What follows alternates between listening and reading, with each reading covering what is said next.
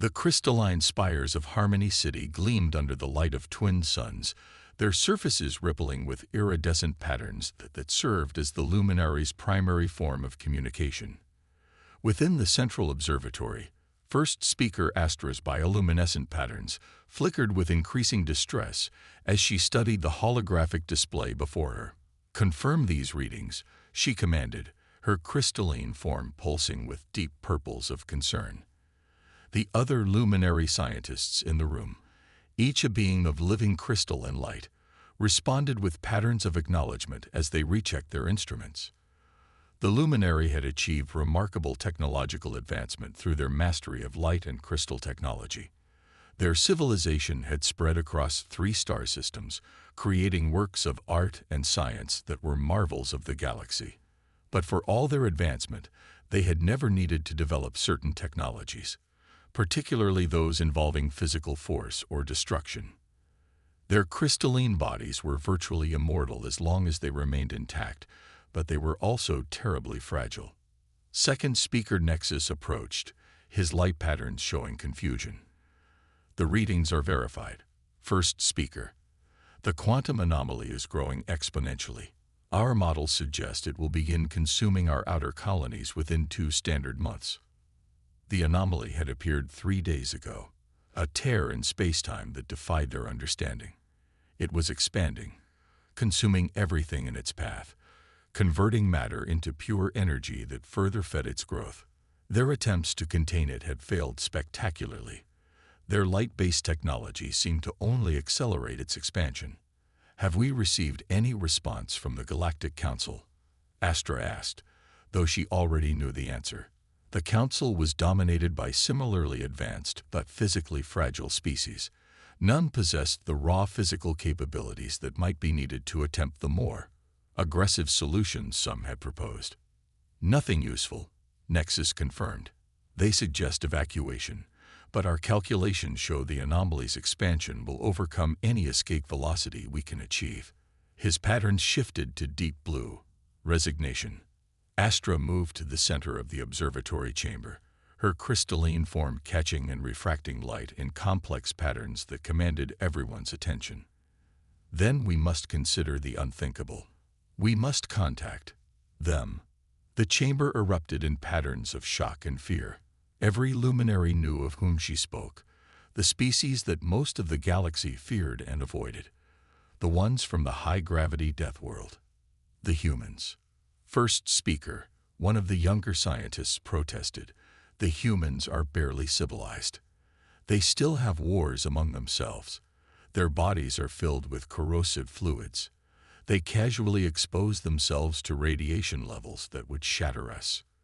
And they are the only species we know of that has successfully contained quantum anomalies." Astra responded, her patterns brooking no further argument. "They did it through means we would never consider, physically forcing the anomaly to collapse through brute gravitational manipulation. Their ships are built to withstand forces that would shatter our finest vessels. Their bodies can survive conditions that we can barely measure." She moved to the quantum communications array, their most powerful tool for faster-than-light communication. "We are a species of light and knowledge. They are a species of force and adaptation. Perhaps that is exactly what we need." The message she composed was simple, broadcast on all frequencies in every known language. "To the species known as humanity, we are the luminary, and we face extinction. A quantum anomaly threatens to consume our worlds. Our technology cannot stop it. We have observed your successes with similar phenomena. We request your aid and offer knowledge and resources in return. Please respond with haste. We have limited time." As the message beamed across the galaxy, Astra's patterns shifted to a complex mixture of hope and fear. The humans' help might save them, but their very presence would change luminary society forever. Already she could sense the patterns of her fellow luminary shifting, adapting to the idea of working with creatures they had long viewed as little more than sophisticated savages. But perhaps that was what they needed, a reminder that advancement could take many forms. As she watched the message speed toward Earth, Astra wondered what other assumptions about humanity they might have to reconsider in the coming days. The fate of their species now rested in the hands of beings who could shatter them with a careless touch. It was terrifying. It was their only hope. Commander Sarah Chen stood in Earth's Quantum Communications Center, her weathered face illuminated by the holographic display of the luminary distress signal. Around her, the best minds of the United Earth Defense Force analyzed the message for the 100th time. The room buzzed with the energy typical of humans faced with an impossible challenge, excitement rather than fear. "A quantum anomaly," Dr. James Rodriguez muttered, his fingers dancing across his haptic interface. The theoretical physicist had been working with quantum containment technology since the Mars incident 5 years ago. "Their measurements match what we saw on Mars, but on a scale I can barely comprehend." Sarah watched the simulation of the anomaly's growth. The luminary's detailed data showed a tear in space-time expanding exponentially, converting matter into energy that further fed its growth. It was elegant in its destructive simplicity, and terrifying in its implications. "The Council of Nations wants to know our assessment," Sarah said, her voice carrying the authority of someone used to making decisions that affected millions. "Can we help them?" James looked up, his dark eyes bright with the challenge. "Can we?" "Absolutely." "Should we?" "That's more complicated." He projected a new hologram showing the containment technology they'd need. "The gravitational forces required. We'd have to build machinery right next to their population centers that could crush their entire species with a miscalculation. The Galactic Council has already advised against our involvement," Lieutenant Emma Foster added from her station. The young diplomat's expression showed her frustration with galactic politics. "They claim our aggressive technological solutions would pose too great a risk to luminary civilization." Sarah's laugh was sharp and without humor. "As opposed to the 0% survival rate they're looking at now." She moved to the center of the room, commanding attention without effort. "Show me the luminary physiology data again." The hologram shifted, displaying the crystalline beings in detail. They were beautiful, living crystal and light, their bodies channels for both consciousness and communication, and they were impossibly fragile by human standards. "Look at what they've built," Sarah said softly. "Their cities are works of art. Their technology manipulates light in ways we can barely understand. They've achieved things we can only dream of." She turned to face her team. "And they came to us. Not the Council, not their peaceful neighbors. Us, the dangerous ones, the Deathworlders. Because we're the only ones strong enough to help," James finished her thought. "The only ones with bodies tough enough to work near a quantum anomaly, with technology built to contain rather than just observe." Sarah nodded. "Prepare the quantum response vessel, Hercules. I want a full engineering team, gravitational specialists, and first contact experts. And get me the new Mark VI containment suits. We'll need the extra radiation shielding." "The luminary will be terrified of them," Emma warned. "The suits make us look like monsters from their darkest stories." "Better scared than dead," Sarah replied. She activated the quantum communicator, preparing to send humanity's response. "Besides, it's time the galaxy learned that looking like a monster and being one are very different things." The message she composed was characteristically human, direct, practical, and carrying an underlying confidence that some would call arrogance. "To the luminary, help is coming. Prepare to receive the QRV Hercules with a full response team. We have experience with quantum anomalies and the means to contain them. Warning: our technology and physical requirements may seem alarming. We will take all possible precautions, but our methods require levels of gravitational force that your species must be carefully shielded from. Transmitting equipment specifications and safety protocols now. Expected arrival: 72 Earth hours." As the message transmitted, Sarah turned to her team. "James, you have 48 hours to modify the containment fields for crystal-based life forms. Emma, draft safety protocols that won't make us sound like barbarians. Everyone else, This is first contact with a species that thinks we're barely civilized. Let's show them that strength and wisdom aren't mutually exclusive. The room erupted into activity, humans doing what they did best, tackling an impossible problem with a mixture of scientific precision and determined improvisation. As Sarah watched her team work, she wondered how the luminary would react when they saw what humanity was truly capable of. Sometimes, she mused, it took a crisis to bridge the greatest divides. She checked the chronometer and allowed herself a small smile. They had 3 days to prepare to save a civilization that feared them. Just another day at the office for humanity. The QRV Hercules dropped out of quantum space at the edge of the luminary system, its massive form a stark contrast to the delicate crystalline satellites that orbited the twin suns. Inside the ship's command center, Commander Chen watched the sensor readings with growing concern. The anomalies grown faster than their projections, James said, his voice tight. The holographic display showed the quantum terror-consuming space at an alarming rate. At this rate, we have maybe 2 weeks, not 2 months. Sarah nodded, her expression grim beneath her Mark VII suit's faceplate. The entire human crew wore the suits, not for their own protection, but to contain the natural radiation their bodies emitted. To the luminary, even background human radiation could be harmful. First speaker Astra. Sarah activated the communication channel. This is Commander Chen of the Hercules. We're reading critical expansion of the anomaly. Request immediate docking clearance. The response came in pulses of light that their systems translated. Clearance granted, Commander. Be advised, our docking facilities are not designed for a vessel of your mass. Sarah almost smiled. The Hercules masses more than a small moon by luminary standards. Understood. We'll maintain orbit and send down our shuttle. Though I should warn you, even our shuttle might seem a bit robust by your standards. The shuttle's descent through the crystalline world's atmosphere was a study in contrasts.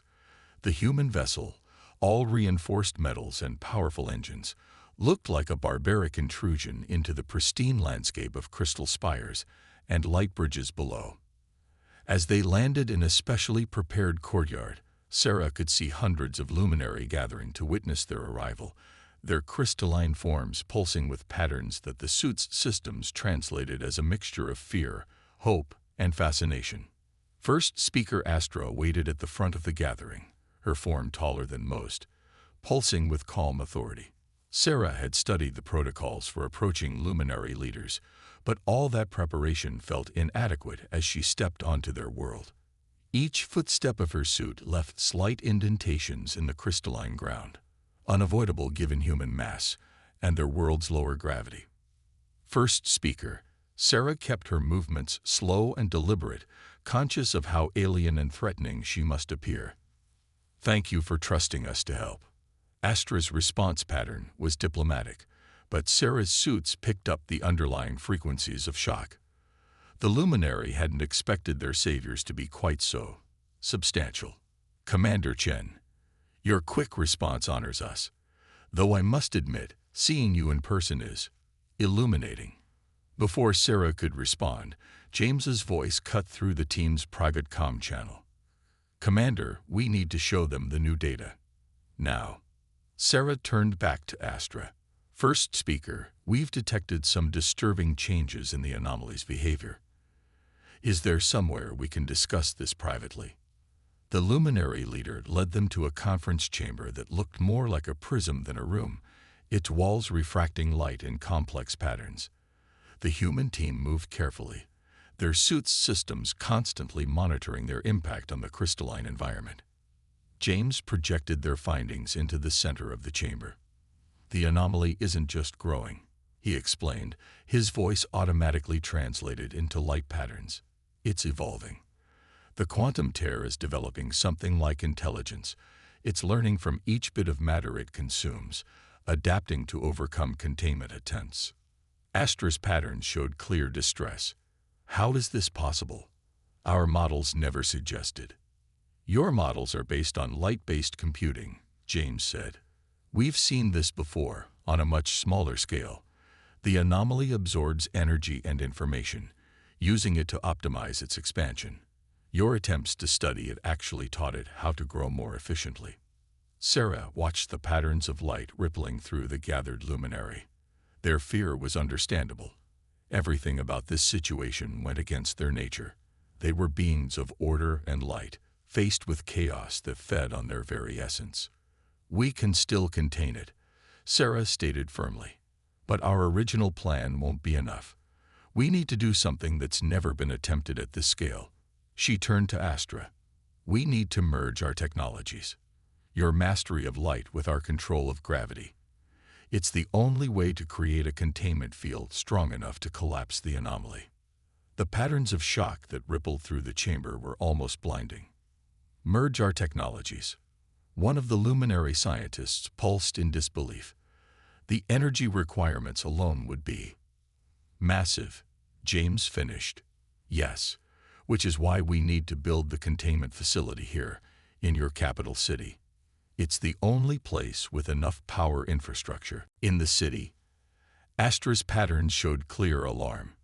"The gravitational forces you use, they could shatter every crystal structure within kilometers." Sarah stepped forward, her suit's massive form casting shadows through the light-filled chamber. "First speaker, I understand your fear, but right now, that anomaly will shatter everything within light years. We're not asking you to trust us blindly. We're asking you to work with us, to show the galaxy that strength and wisdom, power and precision can work together." The chamber fell silent, light patterns slowing as the luminary considered her words. Finally, Astra moved closer to Sarah, her crystalline form glowing with new resolution. "Your ways frighten us, Commander, but extinction frightens us more. Tell us what you need." The next week transformed the heart of Harmony City into something unprecedented in galactic history. Massive human machinery stood alongside delicate luminary crystal arrays, creating a containment facility that embodied both species' strengths. The humans worked tirelessly, their suited forms moving with surprising grace despite their bulk, while the luminary's light-based technology wove intricate patterns through the structure. "The power synchronization is holding," James reported from his station, surrounded by both human holographic displays and luminary light patterns. "Their crystal matrices are amplifying our gravitational field by a factor of 10, using less than half the expected energy." Sarah watched through the facility's observation chamber as another crystal spire rose into position. The luminary had proven remarkably adaptable, their initial fear of human methods giving way to fascination as they saw how precisely their massive visitors could work. "Time to anomaly contact." 18 hours, Emma answered, working alongside a group of luminary communication specialists. "But we're detecting increased quantum fluctuations. The anomaly knows we're here." That was the problem with semi-intelligent space-time tiers. They learned, adapted, and sometimes seemed to develop something approaching purpose. This one had already consumed 3 outer colonies, using their technology to grow stronger. Each loss made the luminary work harder, their determination matching the human's own. Astra approached Sarah, her crystalline form pulsing with complex emotions. "Commander, our deep space sensors are detecting a new pattern in the anomaly's expansion. It's changing direction." The tactical display confirmed it. The quantum tear was no longer expanding uniformly. It was turning, accelerating toward the containment facility. "It senses the power we're generating," James said grimly. "Like a moth to a flame, except this moth could tear apart the fabric of space-time." Sarah's mind raced through options. The facility wasn't ready. They needed those 18 hours to fully calibrate the merged systems, but the anomaly wasn't going to give them that time. "First speaker," Sarah turned to Astra. "We need to power up now, before calibration is complete." The luminary leader's patterns showed alarm. The gravitational forces would be uncontrolled. The crystal matrices could shatter. The entire city will be destroyed anyway if we wait, Sarah finished. "But if we act now, we have a chance. Your crystals can channel energy in ways our technology can't match. Our gravitational fields can provide the raw power you never could. Together, we might be able to brute force a solution.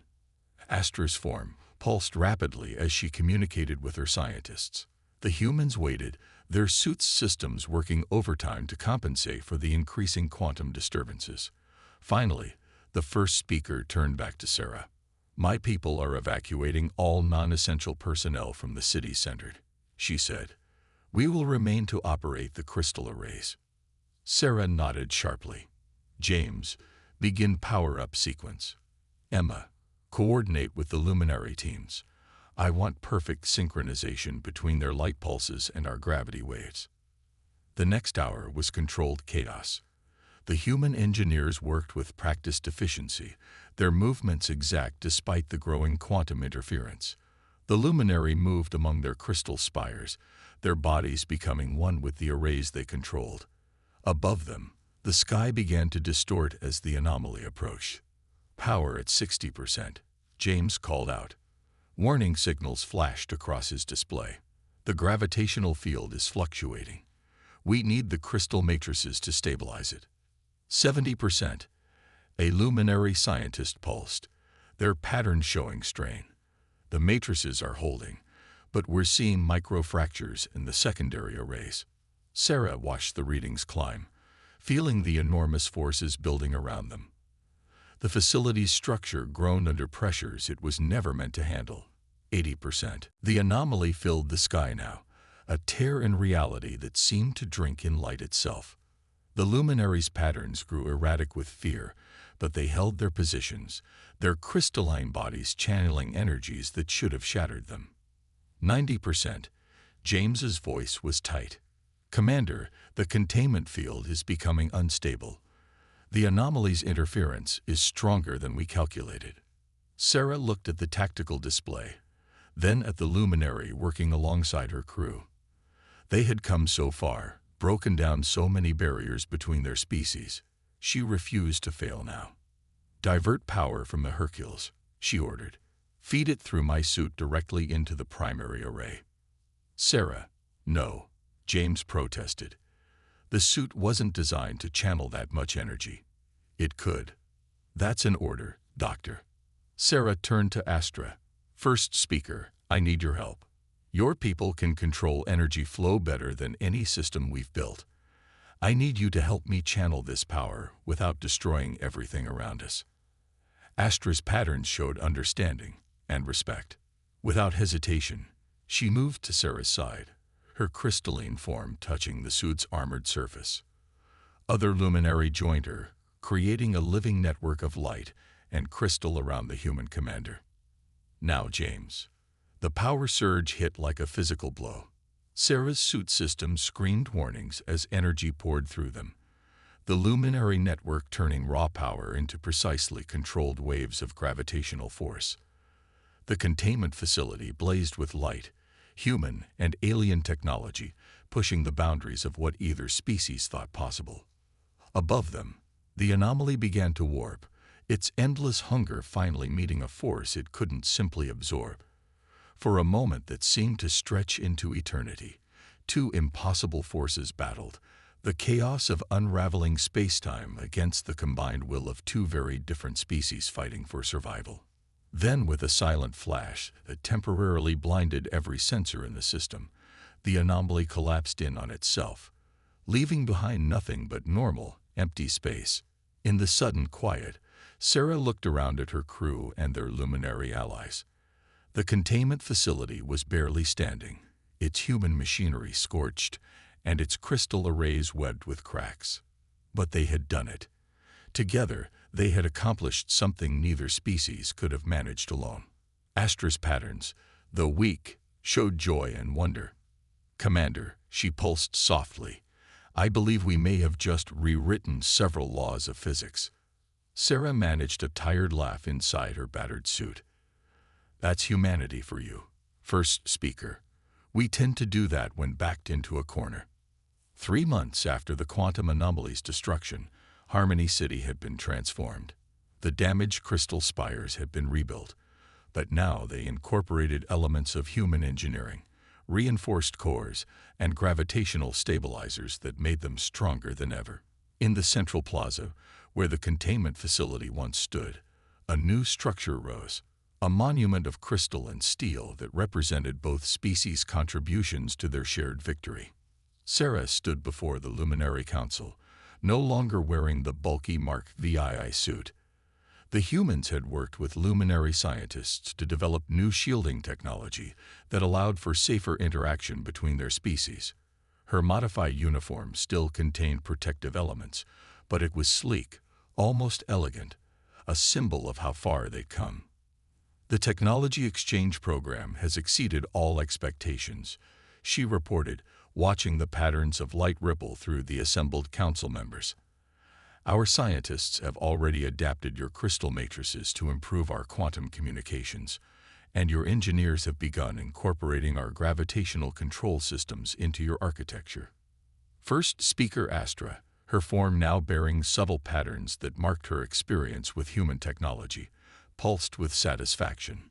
Indeed, Commander. The Galactic Council has been quite surprised by the success of our collaboration. They had predicted our civilizations would be incompatible. They thought we were too different, Emma added from her position beside Sarah. The young diplomat had spent months learning to read luminary light patterns without technological assistance. They couldn't see that our differences were exactly what made this work. The chamber's walls reflected complex patterns of agreement. The luminary had discovered that human directness and strength could exist alongside precision and grace. The humans, in turn, had learned that power could be wielded with incredible delicacy. There is another matter to discuss. Astra's patterns shifted to formal modes. We have received inquiries from 3 other species facing similar technological challenges. They wish to know if the human luminary exchange program would consider expanding. Sarah shared a knowing look with Emma. Word had spread quickly through the galaxy about their success. The image of dangerous humans working seamlessly with fragile luminary had shattered more than just the quantum anomaly. Earth Command has already approved expansion of the program, Sarah confirmed, on one condition, that the luminary remain our primary partners in the initiative. Your understanding of both human nature and crystal technology makes you ideal intermediaries. The patterns of pride and pleasure that filled the chamber were almost blinding. The luminary had gone from fearing humans to becoming their closest allies in the galactic community. There is one final item.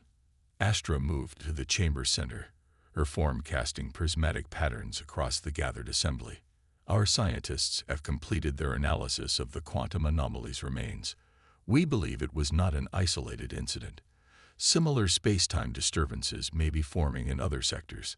Instead of fear, Sarah felt a surge of anticipation. Then we'll face them together. Human strength and luminary precision, just like before. But better prepared, James added from his workstation, where he was teaching a group of luminary scientists about gravitational field harmonics. Every challenge we face makes our partnership stronger. As if to emphasize his point, a young luminary scientist accidentally activated a gravity pulse. Instead of shattering nearby crystal formations, the energy was automatically channeled through the new hybrid systems, creating a beautiful display of light and force. 3 months ago, that would have caused a panic, Emma observed. Now it's just another day at the office. Astra's patterns showed amusement, an emotion the luminary had rarely expressed before their contact with humans. Perhaps that is our greatest achievement, Commander. Not just surviving crisis, but learning to thrive in a universe that challenges us to grow beyond our limitations. Sarah looked around the chamber, at humans and luminary working side by side, at technology that merged the best of both worlds, at the future they were building together. You know what the best part is, first speaker. We're just getting started. Outside the chamber, the twin suns of the luminary system cast their light across a changed world. Crystal spires rose stronger than ever, their delicate beauty now partnered with human resilience. In orbit, ships of both species moved together, their differences complementing rather than conflicting. And across the galaxy, Other civilizations began to reconsider their assumptions about the species they had once feared. The quantum anomaly had threatened to destroy the luminary. Instead, it had forged a partnership that would reshape the galaxy. As Sarah prepared for her next meeting, something about adapting luminary light computing to human starship systems, she smiled at the irony. Sometimes the universe's greatest gifts came disguised as its greatest challenges. In the end, it wasn't just about humans being strong enough to help. It was about both species being wise enough to learn from each other. The luminary had discovered that strength didn't have to mean destruction, and humanity had learned that power could be wielded with extraordinary grace. Together, they had written a new chapter in galactic history. And this was only the beginning.